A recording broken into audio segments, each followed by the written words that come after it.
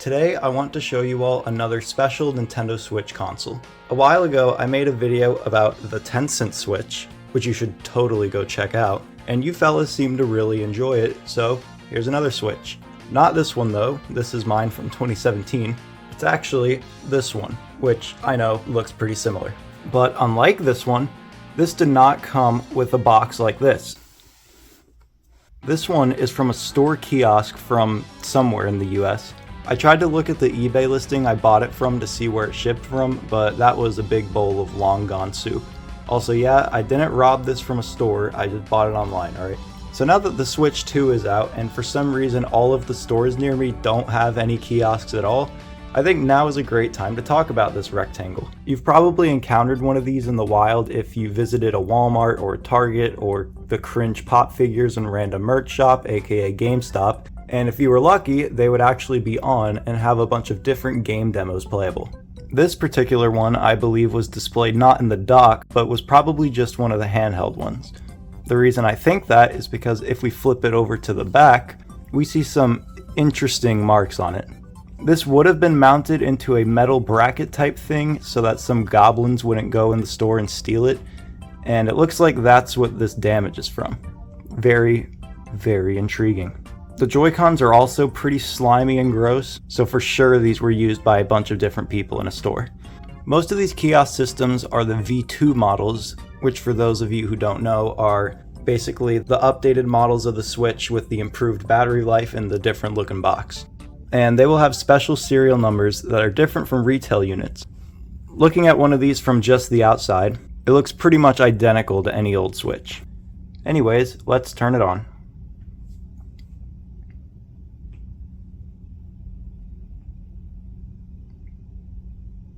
Whoa!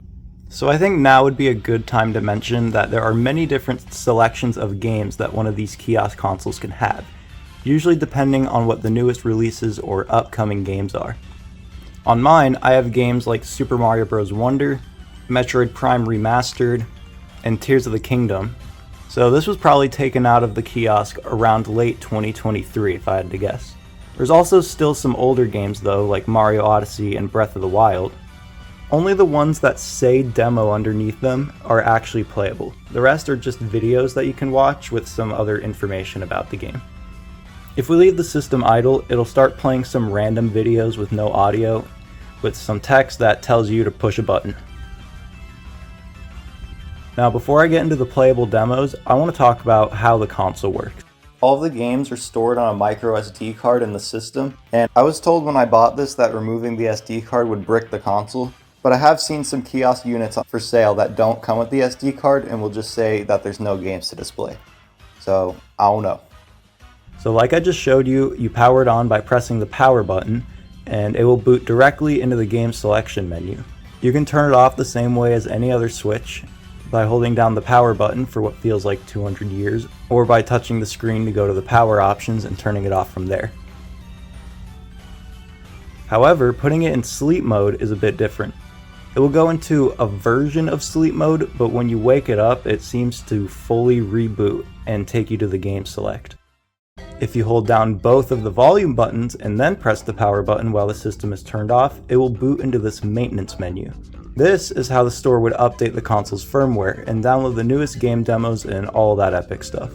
From this menu you can also reset the console, which I am curious to find out what happens if you do that, but I'm kinda too scared to try it. And you can also access the internet settings.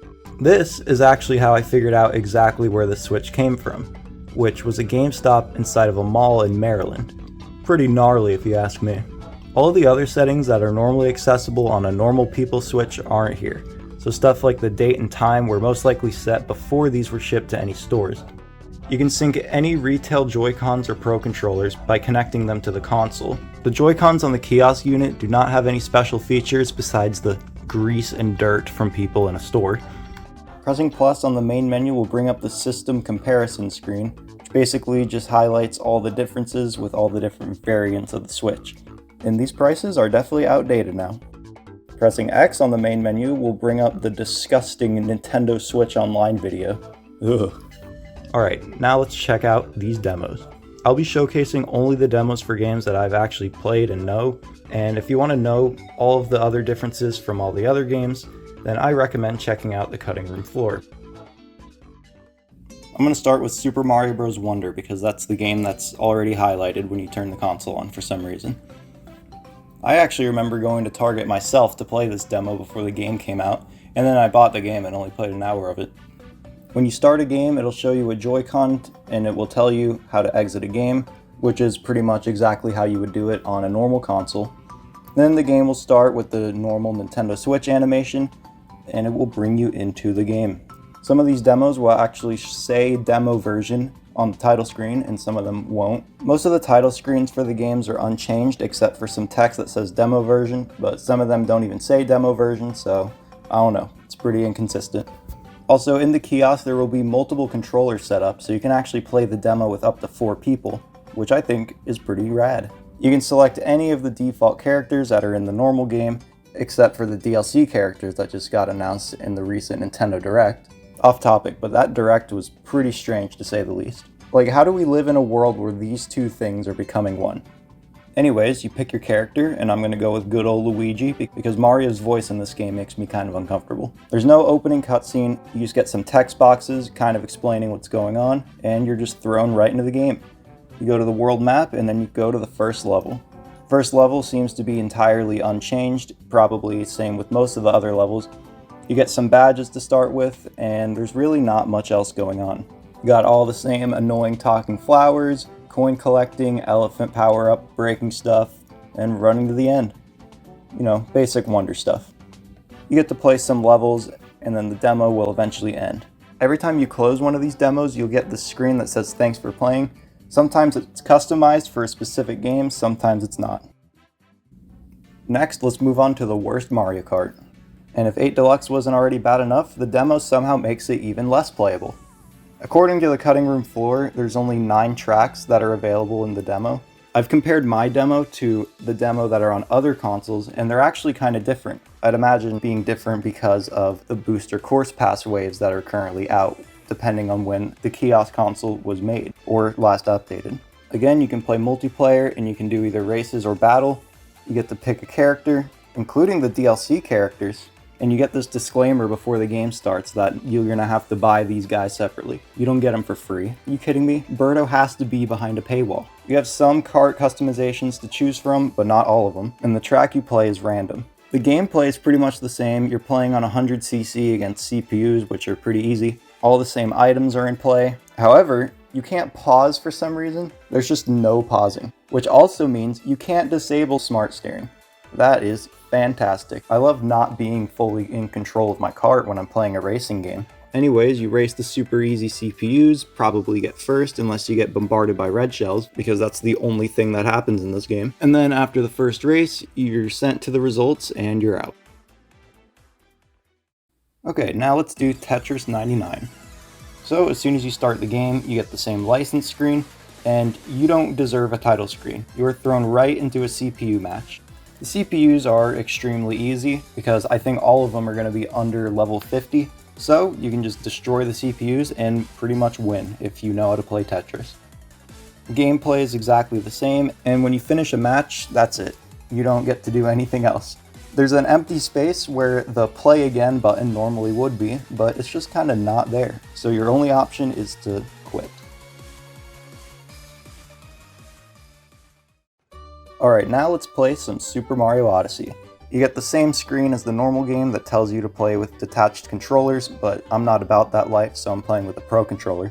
And then the normal title screen appears, and you can either start the game normally, or you can start in baby mode.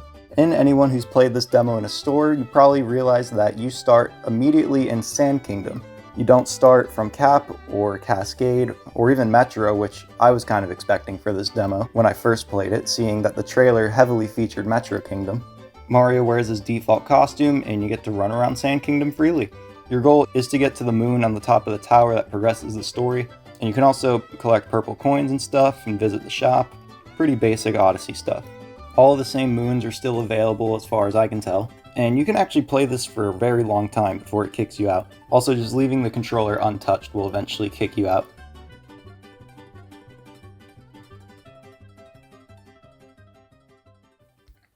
I'm going to also briefly go over Kirby's Return to Dreamland Deluxe because even though I've never played the Switch version, besides on this demo, I have played the Wii version, and I can tell you that it's pretty much the same. You start with a little opening, and you go to the first level, and you play the game, and then it eventually kicks you out.